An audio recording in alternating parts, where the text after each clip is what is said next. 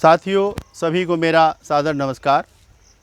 आज हम एक बार फिर अपनी इस वीडियो के माध्यम से अपने क्वार्सी शोध फार्म पर, अपनी जीवाणु संवर्धन इकाई पर अपनी नई टीम के साथ मौजूद हैं।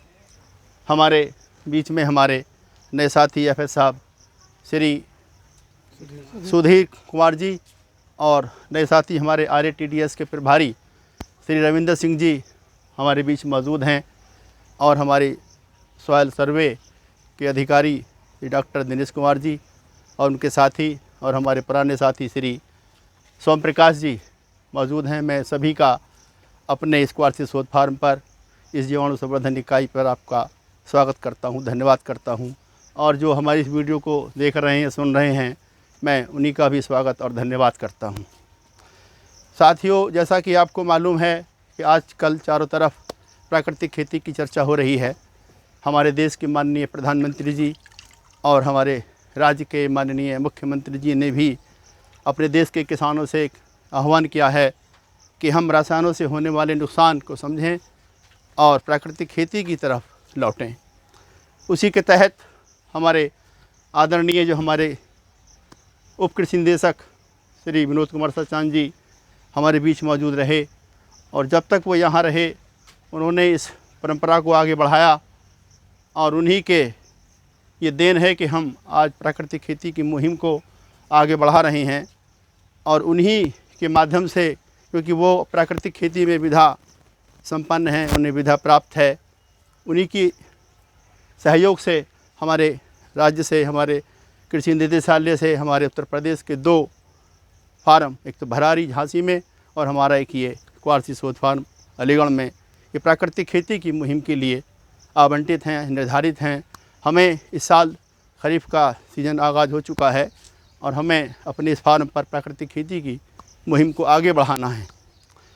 तो सबसे पहले मैं आपको बताना चाहूँगा कि प्राकृतिक खेती क्या है।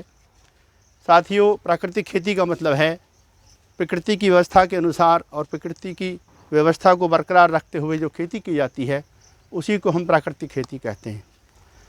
प्राकृतिक खेती में प्रकृति की सभी इकाइयों का सहयोग रहता है, लेकिन मुख्य रूप से सूक्ष्म जीवों का मुख्य रोल है।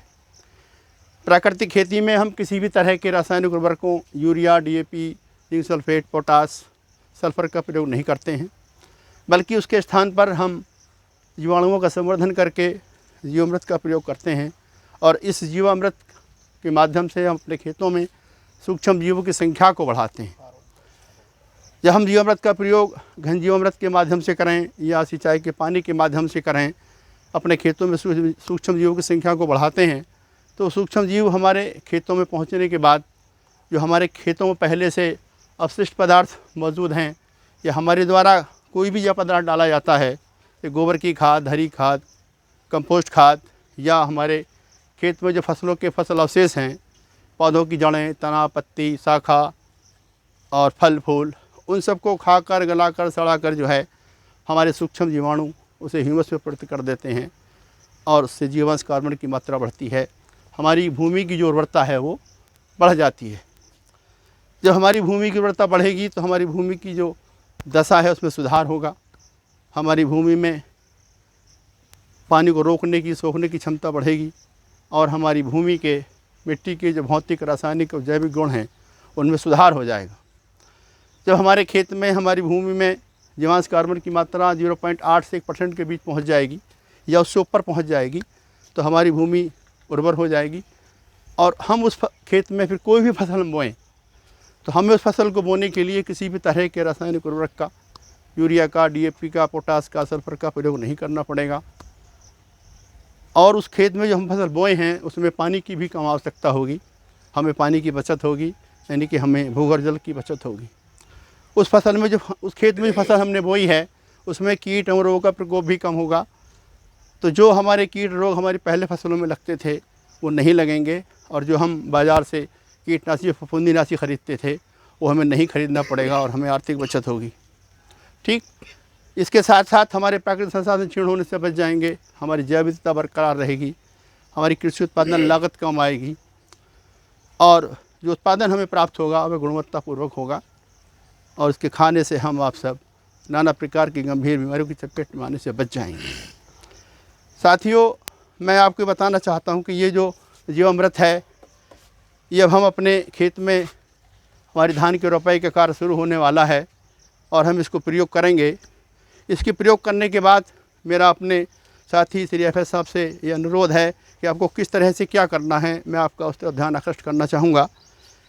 इसको हम इस्तेमाल करने के बाद इसमें से 10-15 लीटर हम जीवामृत को बचा लेंगे और उसको बचाने के बाद इस ड्रम को हम भर लेंगे 170-80 लीटर तक, यानी कि एक अंगुल हम इसको छोड़ देंगे। फिर उसमें जो सूक्ष्म जीवाणु हैं उनको खाने के लिए उनको भोजन आहार हम देंगे और उसमें हम इसके लिए 5 किलो गुड़ या 5 किलो चीनी और साथ में 5 किलो आटा या 5 किलो बेसन, दलहन का कोई भी आटा हम पहली खुराक के रूप में देंगे। और इस डंडे की सहायता से इसको जो है इस तरह से हल्का हल्का चला देंगे कि जो भोजन हमने उसमें डाला है उसमें मिल जाए और जीवाणुओं के लिए पर्याप्त भोजन हो जाए। फिर ये हम हालांकि जीवामृत से जीवामृत बना रहे हैं तो इसमें कोई काली लेयर, कोई नेगेटिव पैथोजन नहीं आएगा। अगर हम कहीं से कोई सूक्ष्म जीवाणु मिट्टी लेकर आते तो उसमें एक नेगेटिव पैथोजन आ जाते और हम उसको लेयर को निकालना होता। लेकिन हम जीवामृत से जीवामृत बना रहे हैं तो हमें इसमें कोई भी नेगेटिव पैथोजन नहीं आएंगे, जो थे वो हम पहले निकाल चुके हैं।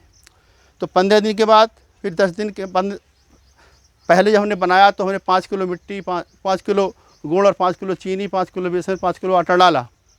फिर हम उसके 15 दिन के बाद 3 किलो गुड़ या चीनी और 3 किलो आटा या बेसन हम दूसरी खुराक के रूप में देंगे और इस डंडे की सहायता से चलाते रहेंगे। इस बात का ध्यान रहे कि इसको चलाने का जो काम है वो 2 दिन 3 दिन के अंतराल पे आपको प्रॉपर करते रहना है। फिर 15 दिन की हम खुराक दे देंगे। उसके बाद 10 दिन के बाद, हर 10 दिन के बाद 2 किलो चीनी और या 2 किलो गुड़ और 2 किलो आटा या 2 किलो बेसन हम बिल्कुल निरंतर देते रहेंगे और तब तक देते रहेंगे जब तक ये जीवामृत जो है हमारा इस तरह का ना बन जाए। इसकी पहचान ये है, जरा दिखा दें रामेर भाई। इसकी पहचान ये है कि जब आपका जीवामृत बन के तैयार होगा तो मौसमी, नारंगी या संतरे के जूस के रंग के जैसा हो जाएगा। हाथ लगाने पे ठंडा होगा और थोड़ा गाढ़ा होगा, चिपचिपा होगा और इसमें से ये सुगंध आएगी। जब इस तरह की कंडीशन हो जाए तब आप समझ लें कि आपका जीवामृत जो है बन के तैयार है और अपने खेत में आप इस्तेमाल करना है। अब मैं ये बताना चाहूँगा कि अगर आपने जीवामृत का प्रयोग अपने खेत में कर दिया तो आपको इसमें ये ध्यान रखना है कि अपने खेतों में किसी भी तरह के कीटनाशी का प्रयोग आपको नहीं करना है।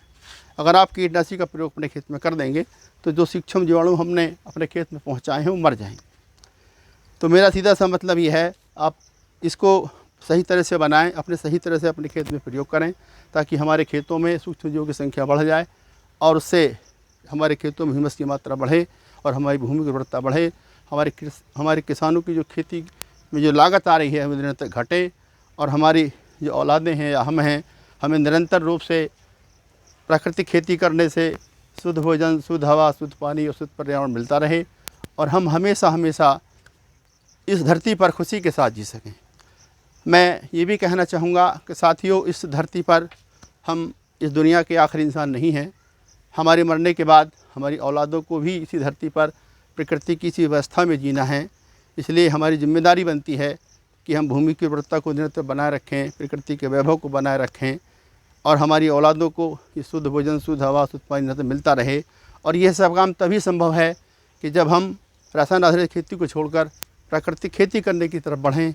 उससे हमारी भूमि की उर्वरता निरंतर बढ़ेगी, हमारी कृषि उत्पादन लागत कम आएगी और उत्पादन भी हमें बेहतर गुणवत्ता वाला मिलेगा। साथियों, आपने मेरी बात को सुना। मैं आपसे उम्मीद करता हूं कि आप इस कार्य में आगे इस प्राकृतिक खेती की मुहिम को उसके मुकाम तक पहुंचाने में कामयाब होंगे। मेरी वीडियो सुनने के लिए आपका बहुत बहुत धन्यवाद।